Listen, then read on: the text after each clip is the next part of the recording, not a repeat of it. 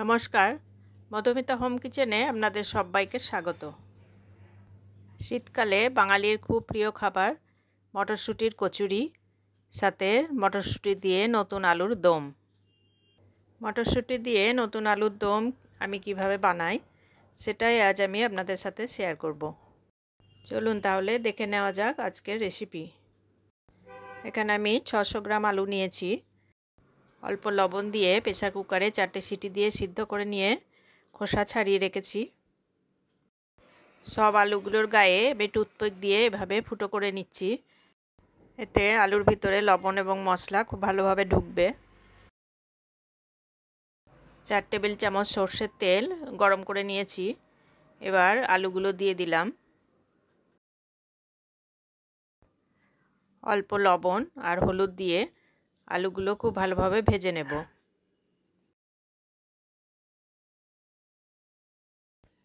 High ফ্লেমে আলু golden colour হওয়া পর্যন্ত ভেজে নিয়েছি।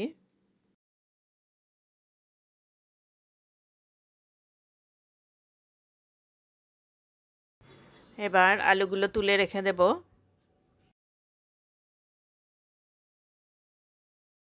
বাকি তেলে একটা তেজপাতা, এলাচ, লবঙ্গ, দারচিনি দিয়ে দিলাম।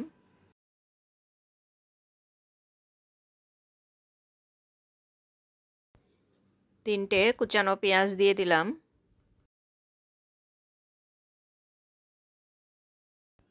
লাইট ব্রাউন কালার আসা পর্যন্ত খুব ভালোভাবে ভেজে নেব।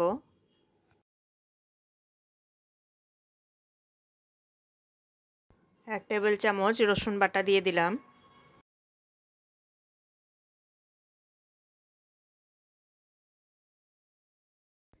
এক মিনিট মতো ভেজে নিয়ে এবার এক টেবিল চামচ আদা বাটা দিয়ে দিলাম।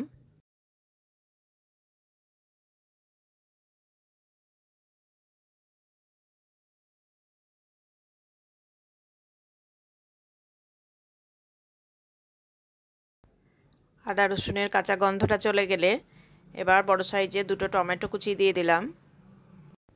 সামান্য একটু লবণ দিয়ে দিলাম। এবার টমেটো খুব ভালোভাবে ভেজে নেব।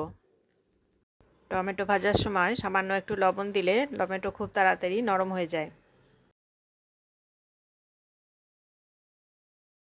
দেখুন টমেটো খুব ভালোভাবে কষানো হয়ে গেছে। এবার গুঁড়ো মশলাগুলো দিয়ে দেব। হাফ চামচ হলুদ গুঁড়ো, হাফ চামচ লঙ্কার গুঁড়ো, 1 চামচ কাশ্মীরি লঙ্কার গুঁড়ো, হাফ চামচ ধনে গুঁড়ো, হাফ চামচ জিরে গুঁড়ো দিয়ে দিলাম। মশলা খুব ভালোভাবে কষিয়ে নেব যাতে মশলার কাঁচা গন্ধটা চলে যায়।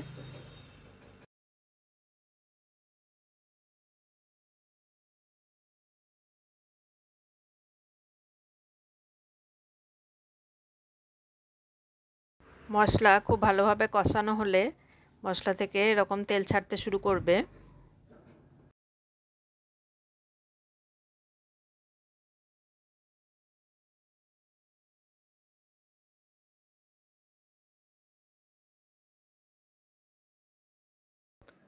হাফ চামচ চিনি দিয়ে দিলাম। এবার সব কিছু ভালো করে মিশিয়ে নিচ্ছি। 3টে চেরা কাঁচা লঙ্কা দিয়ে দিলাম। ভেজে রাখা আলু দিয়ে দিলাম। মশলার সাথে আলু খুব ভালো করে মিশিয়ে নিয়ে এবার দিয়ে দিলাম 1/4 কাপ মটরশুঁটি।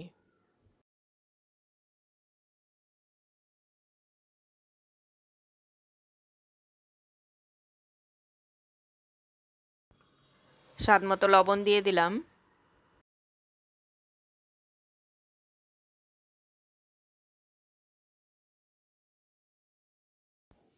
1.5 কাপ গরম জল দিয়ে দিলাম। অবশ্যই গরম জল ব্যবহার করবেন। যতটা গ্রেভি রাখতে চান সেই বুঝে জলটা কমিয়ে বাড়িয়ে নেবেন।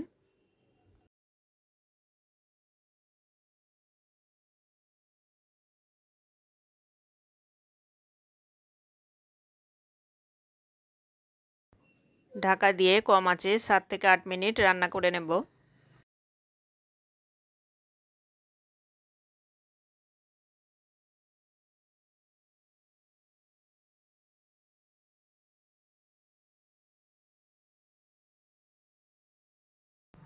1/4 চা চামচ গরম মশলা গুঁড়ো দিয়ে গ্যাস বন্ধ করে দিলাম। এবার মিশিয়ে নিয়ে ঢাকা দিয়ে আরও 2 মিনিট স্ট্যান্ডিং টাইমে রেখে দেব। আজকের এই রেসিপি যদি আপনাদের ভালো লাগে অবশ্যই লাইক, কমেন্ট ও শেয়ার করবেন। আর আমার চ্যানেল যদি প্রথমবার দেখেন তাহলে চ্যানেলটিকে সাবস্ক্রাইব করে পাশে দেওয়া বেল আইকন প্রেস করে দেবেন, যাতে নতুন রেসিপি দিলে আপনার কাছে নোটিফিকেশান পৌঁছে যাবে।